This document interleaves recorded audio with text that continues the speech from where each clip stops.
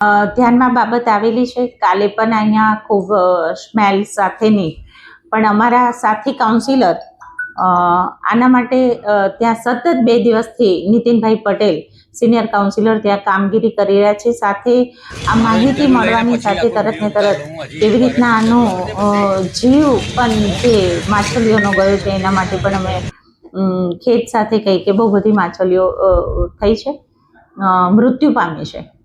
તો ઝડપથી આ ગંદુ પાણીનો નિકાલ કેવી રીતના થાય, ગંદુ પાણી કોણે છોડ્યું છે, કોને પાડો તોડ્યો છે, આ સંદર્ભમાં તરત ને તરત અધિકારીને સૂચન આપ્યું છે કે તાત્કાલિક આ ધોરણે વડોદરાની ટીમ સામે લાગે.